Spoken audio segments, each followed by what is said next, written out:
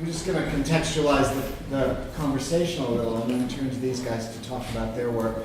I keep thinking about David Adjemi, the playwright, saying to me that he actually knows nothing about the history of Marie Antoinette and why he would then essay it, and what it means and what it is to find what I think we just saw, which is this incredible meeting of an historical moment and a playwright, a playwright who's obsessed with insularity and narcissism and privilege and its blindness and terror and democracy, and to find it all in this character of this woman so sort of brilliantly and so from so far away. So I was thinking in anticipation of tonight about the ways that we use history in the theater and what the responsibilities of those uses are and aren't. And I come just, personally, I come from a perspective of a fiction writer who works with playwrights and is therefore sort of invested in creative freedom. And I've just published my first work of history, my first book of history, and just the fact-checking process alone made me realize what a different world it is when you take on history, because suddenly you have this incredible responsibility to actual, concrete facts, people, dates, phrases, names of things, everything. And so, that's what I'm interested in with you guys, and I know you work in such different ways from each other. What are the uses and responsibilities of engaging with history? So I'm going to start with Emily. Oh. Because, when I think about your work, I think about my earlier engagements with it, with things like Execution of Justice, about the killing of Harvey Milk, and Still Life, which was a beautiful testimonial play about the Vietnam War and its aftermath. Anula, which is an interview with a Holocaust survivor. So those are having our say is probably having our say straight from the Delaney sisters' book and lives, and these truly testimonial plays that were absolutely about what's the word? Just utter obligation to your subjects. Yeah, absolutely. So, let's start there. Let's start with what draws you to subjects like that, and how did those techniques, those writing techniques, grow out of that engagement? Well, it's so scary to talk about after having seen this work of just utter brilliance. To talk about how confined I've been all my life. to talk to Ashma about this, because it's like so liberating what he did. Because he took all the bones of the story, historically, and then he went nuts on it. And I was just like, oh God, that looks like so much fun. I'm the daughter of a historian, and how I started was through theatricalizing oral history. So I decided that I had spent so much of my life seeing new plays that were coming out in the 70s and 80s. This is ancient history, for a lot of people in this room, but not for others. You've just been outed. Someone from my generation. One, I can just make it very, very concrete. I was in college. I was looking for a play to direct. I didn't like the new plays I was reading, which was so much, this was the era of everyone was in a trailer camp, and it was sort of everyone screaming and yelling over bad food in a trailer and drinking a lot. Okay, so I was not so interested. And I was home from college, and my father was an oral historian, and he was, as well as an American historian, but he had been asked by the American Jewish Committee to to set up a whole series of oral histories on survivors of the Holocaust. And he said he didn't want historians to do it. It should be family members or best friends, because he wanted the the interviews go very deep and get very personal. And so I was sitting at his desk, and I opened up one of them, and there was this astounding scene between an interview between a mother and a daughter finally got to ask her mother how she survived. Okay? And it was one of the most beautiful things I'd ever read. And it was like a mother-daughter play, and her mother had been a ballet dancer at the National Ballet of Prague, which is how she stayed alive on these rungs with everyone dying around her, was that she thought of a moment of perfect beauty when she was just able to, in her mind's eye, see this perfect turn, this gorgeous men holding her, and she was in the spotlight, and she just would perfect that. And so I, read it, I cried, I said, could I possibly use this as a one-act play, another daughter play? Put it on stage, just maybe even edit it or not touch it even. And he said no, that it belonged to the archives of, the American Jewish Committee, and it belonged to this daughter, and I should make my own. The next day at breakfast, at the table, he had brought me a tape recorder and said, make your own. Mm-hmm. So that started it, and I wrote a Nula, the first play about the Holocaust. And I went on, for the next 30 years doing this. And I felt that by using what I knew about the theater, I could theatricalize through the words of the people who had experienced this, different stories. And so I shaped all these different plays out of what actually happened, whether it was like the Harvey Milk assassination and murder and Mosconian Milk, and make a play out of that, and the trial of that. Or, the more intimate stories. And so I spent many, many years doing that, but I was so incredibly responsible, as you said, to the people whose stories I was telling. Yeah. And so I tried always to use their words, always to find a way to theatricalize the truth of what they were telling me or I had researched. And that's how I made the play. What were the rules that you set for yourself? And I'll tell you, it's coming out of a very specific experience in my home. I'm here with my wife, Karen Hartman, who's a playwright, and she's been working for 2 years with Chicago Shakespeare Theater on a play based on letters from 9 people from the Krakow ghetto. And so I've watched this piece evolve, which started with Karen not writing any dialogue for the writers of the letters, sticking only with the historical material. And then I've seen as she started to write around those and let herself be freer, suddenly it sounds like one of her plays. So I'm curious about rules. Right. What are the rules? Totally know what you're dealing with. I mean, Barbara sent me also that treasure trove, and I did not know how to make a play. So you'll talk. Yeah. So what are the rules? What rules do you? Well, the first rule is I won't jump into it unless I have a hook and say I have to do this, and something clicks, and then each play finds its own form by the content and the characters in it. Mm-hmm. So not one of my plays has the same form as the other. Right. And the only rule is I may edit and I might make poetry out of their words. But oh God, it was amazing.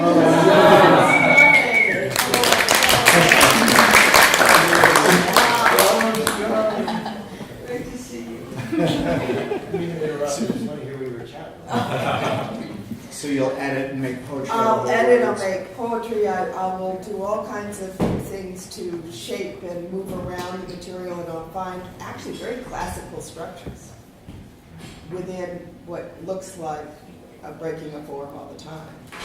But in fact it has beginning, middle, and end. There is a climax, there is, I do have a, just like this did, a perfect, gorgeous classical structure, right?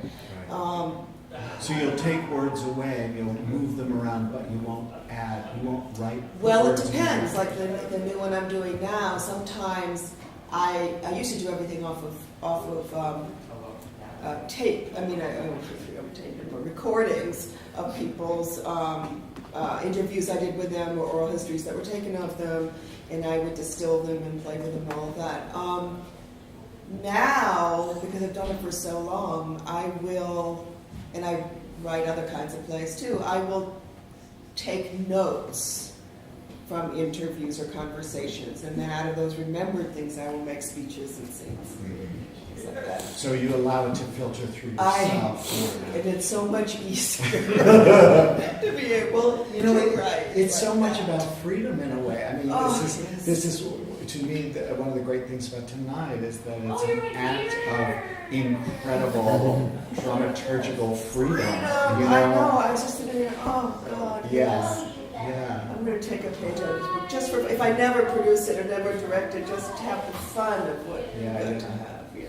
So that makes me think of you guys. So one of the first things that I saw of the Debate Society was a play that was actually set in the basement of my childhood, in the exact suburb of Chicago that I grew up in, Skokie, Illinois, 1950s. The set was my rec room with the bar and the multicolored cocktail glasses and the party games. And this is my and the party games, which I took to be as exact and precise and historical as the setting. And then I found out you guys had made that shit up. Yeah. And I was like, so what is that imaginative freedom that you allow yourself? So can you guys talk a little bit about, I don't know, one project or many, like how you choose the setting, the historical moment, a little bit about why, and then what rules you give yourself. Yeah, I'm the daughter of a. That's what I was gonna. That's what I was gonna start with. I'm the daughter of a antique dealer, and I grew up in a junk store. So I had a very weird relationship where I would get all these antiquated objects, or like a Civil War sword, or a Victorian hair piece of art, or a bat. I mean, just like the craziest stuff. So I would end up having to make up the story after the fact, or I'd go into old ladies' homes and see these crazy sort of sets and work backwards. So it started for me with the object or the end of the story. And then I, as a kid, and this is where I grew up, like in her store, so I kind of would make up the stories. And I feel like for me, that's one of the ways that I come at it, where we will have physical things, we will do so much research on the real time period we're in, or the subject matter, or the seed of the idea of what we're writing, and then we often make up a lot of things in our worlds that are very close to what they would be like, but they're our version of that. I think that I'm so glad that you went first because it excited and inspired me about a lot of things, but it's interesting about how when we're talking about history, how much of it connects to our personal histories, and that you starting with that you're the daughter of a historian, and Hannah being a daughter of an antique dealer, and me being the son of a farmer, and that we found each other, and I think the first thing that we were really interested in were the stories that objects and architecture told. So I think our first few plays, before we got to the play you're talking about, Blood Play, weren't necessarily about historical events that happened, but they were rooted in specific historical eras. And that what we would do is we really, really, really research those places and find our connection to it, and then we would dramatize the feeling of it, or the equation of it. And sometimes we found early on that if we use specific cultural or political references, it ended up being distracting from the real feeling of it. So for example, you saying, so many people came to us after Blood Play and said, I know that basement. Right. And what we did is we spent... Yeah, but I really do. You really did, exactly. But the idea, what we started out with that one, with this moment right after World War II, when Jews in Chicago were moving to the suburbs, and these specific basements that Hannah grew up seeing, that you grew up in, and that the first thing that we talked about were the cocktails and the party games. Yeah. And so we researched the specific cocktails and party games, and then we started making lists of our own versions of them that had that What feel do you mean of it. party game? So for example, For example, way to Virginia Wolf, but clearly that's not what the party game. Yeah. so like we And the tail on invented. the donkey. Well, we had like one which was, and some of them were like based on other ones, but there was one ongoing one, the safety pin game, where everybody had safety pins, and if they put their glass down across their arms, you would take somebody's pin or grandfather clock where you're swinging a potato between your legs and knocking an orange down the floor. And all these, and it's adults are playing these and drinking these. Adults are playing. Right. Drinking cocktails like Cuckoo Sours and Robin Redbreasts and, which are cocktails that we invented, and everybody came up to me and said, I remember those cocktails, I remember those cocktails. And that for us, that idea, sort of like those party games and those cocktails and that feeling, well, all these dark things are going on that nobody's paying attention to, sort of creating our own version of that, ended up being more real and true to the era than if we would have just done the academic study of making the cocktails Why were you drawn themselves. to that particular era and that particular group of people? Are these, a lot of them, survivors? Actually, we were looking at the moment where people were not talking about about World War II and focusing on the Americanization and the moment of truly the suburbs of Chicago. And it was, that play has a very dark underbelly. The facade is the basement and the games and the behavior of the parents. And actually, the original idea, the inspiration for that, the first kernel of it was the medieval anti-Semitic belief that Jewish men menstruated and ate Christian babies to replenish the blood, which was sort of this. That leads naturally to Skokie, which Illinois. leads to Skokie, Illinois, 1950s. But we were sort of so shocked and interested in that sort of historic moment, but not wanting to do a play about that. Which actually is like kind of our role, which is one of our rules that we've sort of figured out as we've made our plays over the years. Like we establish the play we don't want to write and avoid that at all costs. But in doing that, we establish a lot of other rules, and then we have to break those rules because we've made too many rules, and then you find out the perfect way to break all the rules that you made. So it's like a long balance of figuring out how to break your rules without people figuring out how you're breaking your rules. Do you write the play you don't want to write, or do you sort of narrate it to yourselves? We do. Yes, we always have a bad version of the play we're writing. It's like an ongoing joke we have with our other collaborator as well when we're sort of stuck in a moment or an era or an idea. We're like, well, what's the worst thing that this person could say right now or do? And somewhere close to the worst idea is maybe the best idea. I'll do that when I'm looking for form. Yeah. Like how I found the form for having our say, which was two African-American sisters, both over 100 years old, talking about their entire lives and some history of civil rights and women's rights and everything else, was when I thought about going back to their childhood, and they had a white grandfather who lived on this farm, and I saw a picture of him with this long beard and his squirrel gun. I thought, the most horrible thing that could happen is that character walking onto a stage. Somehow I couldn't stand the idea that I could possibly be responsible for that character. So I realized they had to tell stories. They couldn't. We should be a tour de force for two black women. It should not be that white man coming onto the stage with a squirrel, looking like something out of the 50s. What am I thinking of? The series where they were six. Little Abner. Beverly Hillbillies. Thank you. Yes, couldn't have that character. So, and then I knew I had to. What I couldn't do. I never actually wrote that. Except when I had to write the screenplay. And he had no lines. He was off in the distance. Wow. Yeah. Paul, you were going to say something before. Do you remember what it was? No. Okay. Talk a little bit about the World's Fair now, because you're dealing with two different World's Fairs. And it seems like you, unlike Emily, allow yourself, in a way, freedom is paramount, right? It's like impression, even in your research. If you do a lot of research, am I wrong? No, I think you're right. I think though that part of it is that that there is a responsibility, and that your job is to figure out what, like you said, your plays change and the way you do them change. And I think that your job is to understand that you have responsibility and figure out what your responsibility is for this time around and with these people that you're working with, and do that the best that you can. So I think for us, for the world, so our play that we're working on right now, The Light Years, takes place at the 1893 and 1933 World's Fairs. So for us, when we're doing a play about specific events, and we have this history of making our own version, so like the Debate Society version of the 1950s, sort of what our responsibility is when we're doing something that involves real events, and then in a few cases, real people.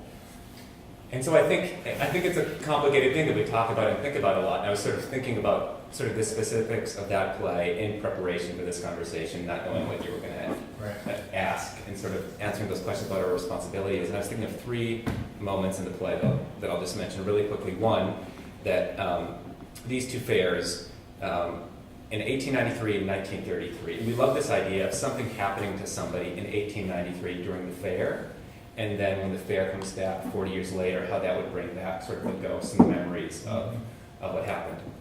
And those fairs were connected by Arcturus, which Arcturus was a star that was thought to be 40 light years away from Earth. So when the 1933 fair opened, they built a photoelectric cell with a telescope pointed at it. So when the light from Arcturus that supposedly left Arcturus during the 1893, when it completed its 40-year journey to Chicago, and that lit the lights of the fair at the beginning of the fair. Which, if you Wikipedia 1893 or 1933 Chicago World's Fair, it says that it was started. And so we love that idea and that sort of framing device. We found in one little article that we dug up that actually they found out a few years later that Arcturus is actually 37.3 light years. And that's our away. responsibility. And if you read like the historical stories, that's actually not true. And so for us, that little nugget is really important, and that's in what there. happens then?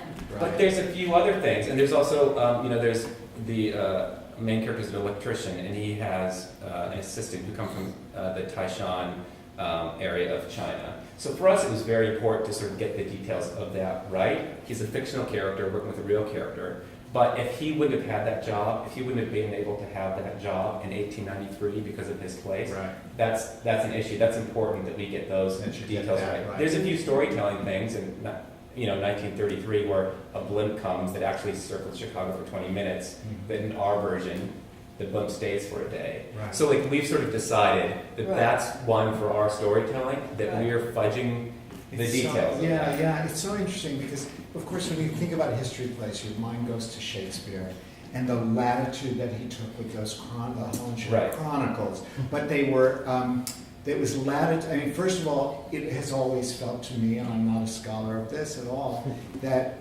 that was a sort of humanist version of Greek mythology. So that whereas we sat around in ancient Greece and we dealt with our mythology in Elizabethan England, we're dealing with our history. This is the thing that we locally share. But he's going to tell a ripping story.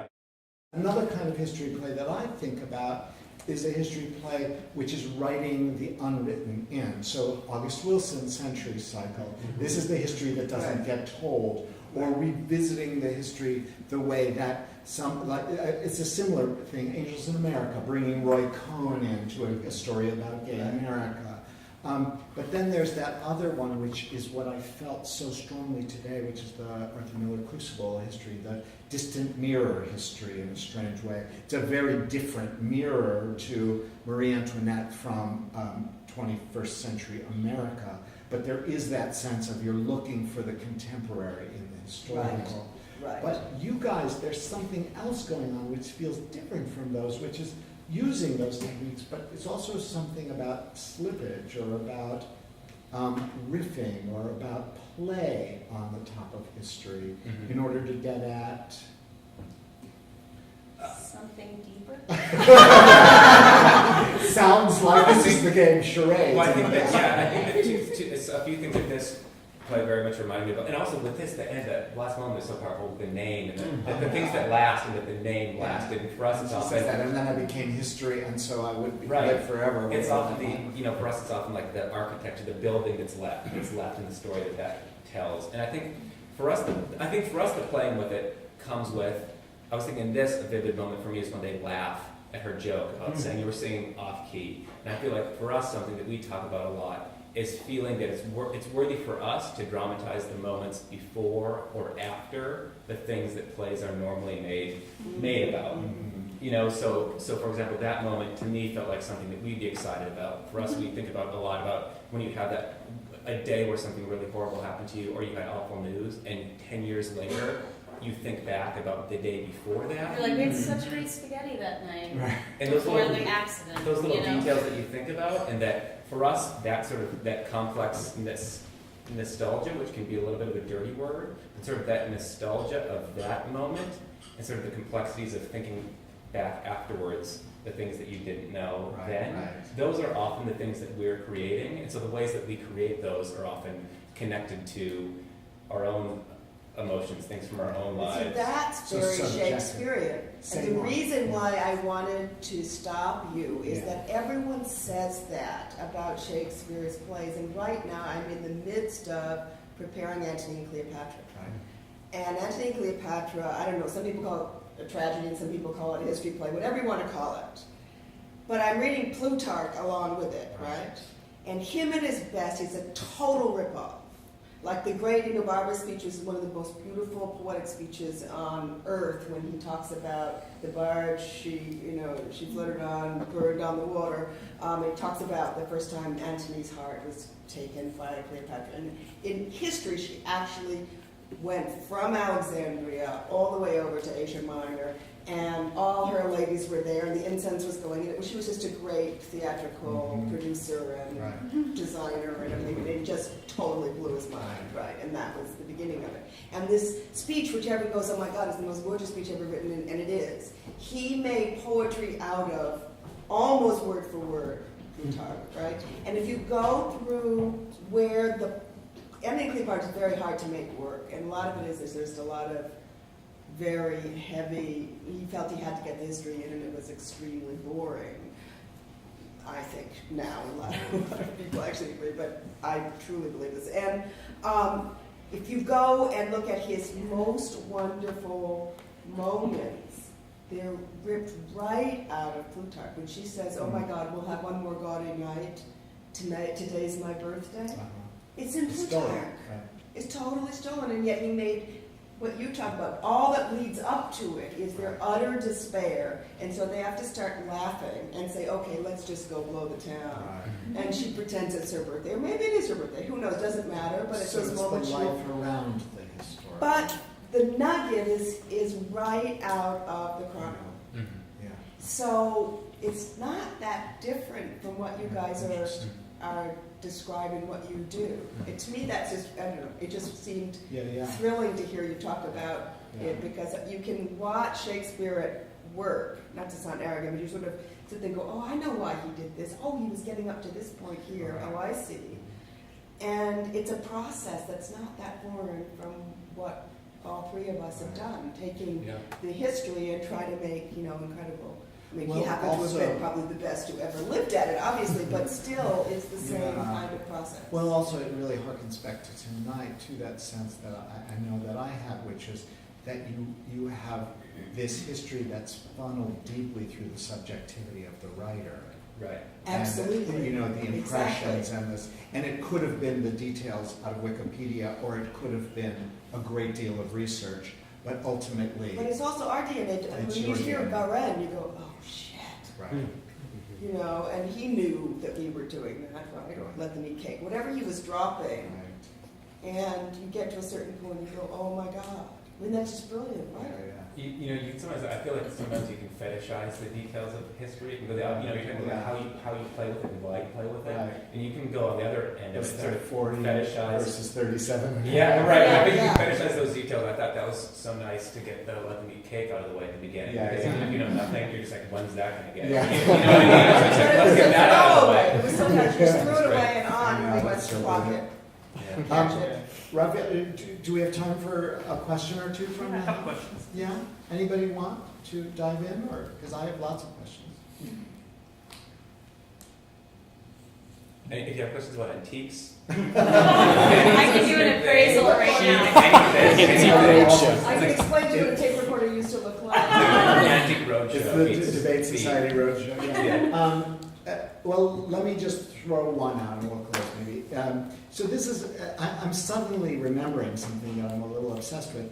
So I work at a place called New Dramas, which is a playwrights center, and we don't do productions at all.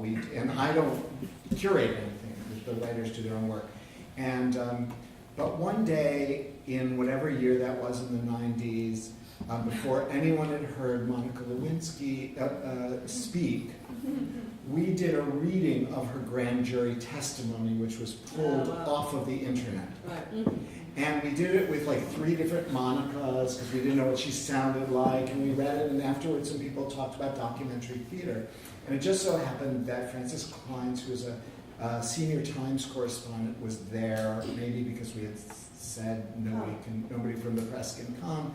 And he wrote a piece about this exercise, which was really just an exercise. And suddenly we were invited, and David Greenspan was part of this, to bring our play to the Aspen U.S. Comedy Arts Festival. And I was like, we don't have a play. We just read the grand jury testimony. They said, fine, we'll pay for a little time to rehearse, and you can do it as a reading. So the interesting thing to me about this was we did the first reading on a, let's say, Sunday afternoon, and it was extraordinary, and people were responding to this this Monica Lewinsky, who they'd never heard. And then that night at 7, let's say, Barbara Walters interviewed Monica Lewinsky. And then we did the show again the next day, and it was no longer theater. Because everyone had heard Monica Lewinsky, and she was more interesting than Abigail Lopez playing Monica Lewinsky in the grand jury testimony. So that's a long way to a question, which is, do you know what the question? I was going to answer that question. I mean, is there a moment when you're dealing with history, or are you inoculating yourself against a moment when it actually is not of contemporary relevance or interest? Depends on how good the play is, doesn't it? Whether it dates or not. So it's really about its contemporaneity or its quality, isn't it? I don't know. I just was at had drinks tonight with a man who does a lot of French theater, and he had taken my play Still Life when it was first out about the Vietnam War to France, and it was a big success in France. And now he said, "I want to do it again, but can we change it maybe to Iraq?" And I thought, it almost wouldn't have to change anything. Right. Just a few references, and suddenly, because the play, again, it was, I don't take credit for this, is a veteran and his wife and his girlfriend, and it's what it's about is timeless. We're always going to have wars, and at one point, if people are really telling the deep truth, it'll be relevant all the time. Now, it might perk it up a little to, make a reference that's more contemporary. So, I But mean, it's Maria, not we that the just watched the play, I play mean, it's about... going to be 20 words change. Right, but why not do it in today's context and let it be about Vietnam? We You just watched could. a play about Marie Antoinette. Well, every history play is really about now, isn't it? Marie Antoinette, this is so about now. Completely. So, What do you guys think? Is there a moment that it passes? I don't think of your work so much as history plays, but they're deeply nostalgic about I it. think we're so interested in this World's Fair play because you can't have a World's Fair anymore because of the internet. Because this was right. the time where the world came Well, together and there's my point. celebrated. Exactly. You found why you have to do it now. That's why we have to do it now. Yeah, so I guess that's a backwards answer to it. Yeah. And I don't think I do history plays, except for Mrs. Packard, which No. was set in the past, still about now. Right. But they're based in lives and events, Yeah. and they're documentary. Yeah. Oh well, Mrs. Packard wasn't documentary and stuff. It was researched and then made, much like, and probably did a little more research than David, but not much. He actually researched this. That's a lie. Yeah. He I knew. think certain things will resonate differently as time passes and things like that. I think that's right. It's sort of a case by Yeah. case thing, but I think there's Yeah. certain things that that are sort of core human emotions that Yeah. that will keep on resonating. I think we have an opposite thing where we have this kind of joke that we write plays, And and then the thing the happens. thing happens, the thing that we wrote about, sometimes the part Oh, that we, interesting. that What do you we- mean? we had one where, Cage Disappointment, our play about fallen, broken drive-in drive-in movie movie theaters. We had a whole history that we made up about a lake that a man-made lake that never was built because of a tiny valve that never got delivered. Anyway, this whole town kind of was getting ready for this lake that never came, and then they put mirrors on the bottom, and the town got really depressed. But they had made this lake community with water skiing acrobats and a lighthouse, and then the lake never happened. And then So we did that play, and that lake was called Mirror Lake. yeah. And then about 6 months later, a lake in Wisconsin overnight drained, and there was a hole in it, and so this lake drained. And so the whole article was about all these out-of-work water skiing acrobats, which was what ours was about. All these out-of-work water skiing acrobats committing suicide into the lake. And I was driving through Wisconsin after that, and I drove by and I pulled over. The lake that it had drained into was Mirror Lake, which was the name of our fictional lake. And ours had a sister to a lighthouse, and the lighthouse. And I walked by. I drove by this lake that looked like the surface of the moon with this lighthouse and all these signs for water skiing acrobats, and like a sign that said like pontoon rides. And it said like $29.99, and it was crossed out, and it just said 9 cents. It was just like exactly sort of like this disappointed So thing that we wrote. So in a way, the lesson is to write your history before. Yes. And then it just gets more. Yeah, exactly. It's so much sadder. That's so cool. Let's leave it there. Perfect. Thank you guys.